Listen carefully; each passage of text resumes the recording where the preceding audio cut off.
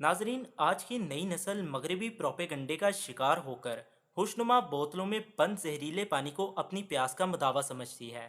जी हाँ, दावतों और तकरीबात में आम इस्तेमाल होने वाले ठंडे मशरूबात दरअसल फ़रत बख्श जायके की भेस में जहर हैं। बोतलों में अगर अपना उखड़ा हुआ दांत या नाखून डाल दिया जाए तो 2 दिन में गल जाएगा, जबकि यही दांत, हड्डियां और नाखून इंसान के मरने के बाद भी हजारों साल तक महफूज हालत में मिल सकते हैं। क्या वजह है कि सेहत के लिए हद दर्जा खतरनाक होने के बावजूद बच्चे दीवानावार इन मशरूबात का मुतालबा करते हैं? नाजरीन, एक वजह तो यह है कि कंपनियों की तरफ से वो इंतहाई सहर अंगेज और गुमराह कुन तशहीर है, जिसमें मासूम बच्चे और नौजवान मशहूर खिलाड़ियों, फिल्मी सितारों और मनपसंद हीरोइनों को दिलकश अंदाज में ये मशरूबात पीते देखकर इनके अंदाज में इनकी नकाली करने की कोशिश करते हैं। ये चकाचौंध इश्तहारात नापुख्ता जहनों को मरूब करके इन्हीं से इनके मशरूबात का आदि बना लेते हैं।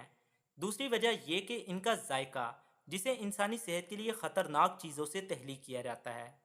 इन्हें बनाने वाले इदारों का कहना है कि वो अपना आधा मुनाफा इस बात पर खर्च करते हैं कि अवाम कोई मशरूब मांगे बजाय बोतल का महसूस नाम लेकर मशरूब तलब करें।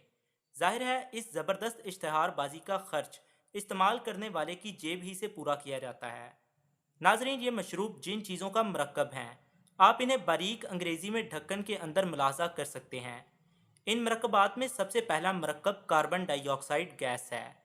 हमारा जिस्म इस नीम जहरीली गैस को, जो खून के फुजले की मानद है, सांस के जरिए फेफड़ों से बाहर निकालता है।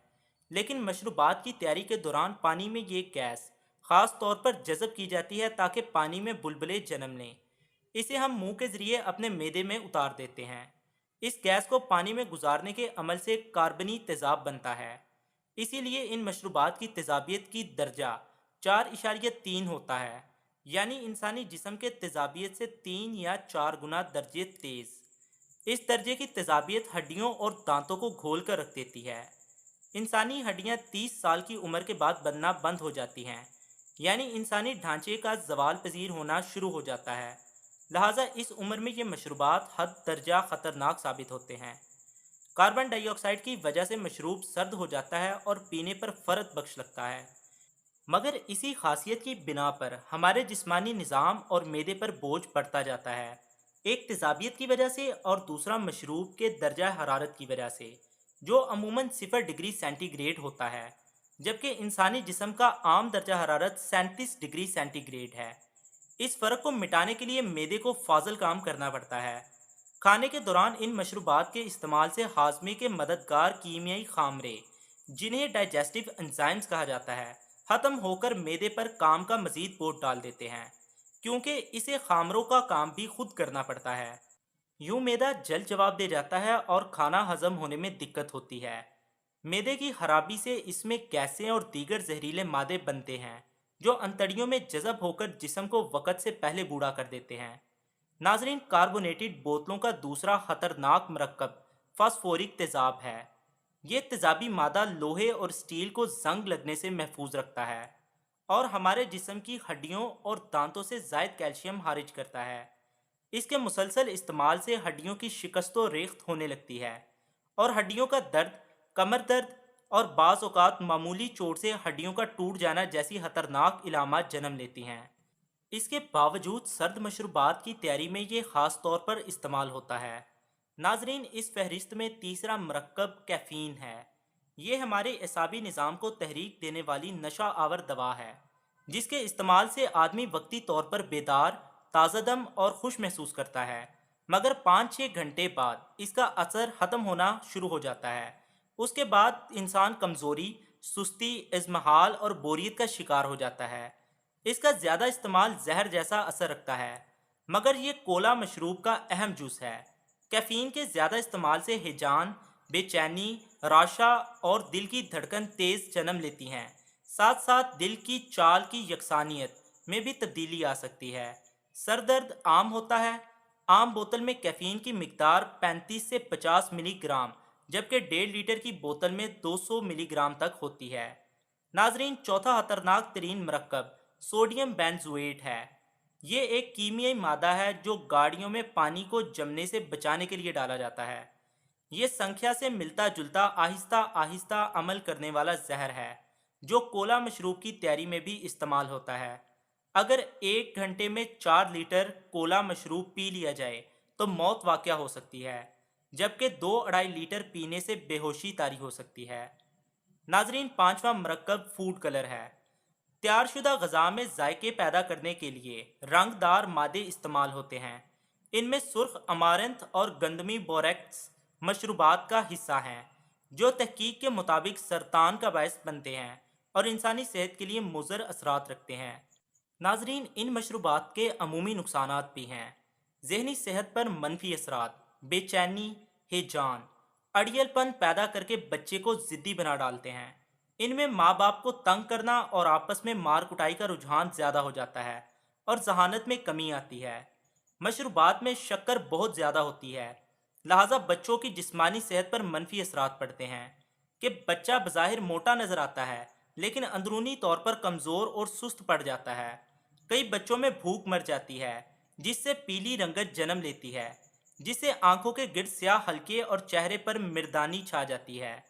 کیفین کی وجہ سے ان مشروبات کا کثرت سے استعمال جگر کے امراض کا باعث بنتا ہے۔ طویل عرصے تک استعمال سے معدے کی جھلی کو نقصان پہنچتا ہے اور بلند فشار خون اور ذیابیطس لاحق ہوتے ہیں۔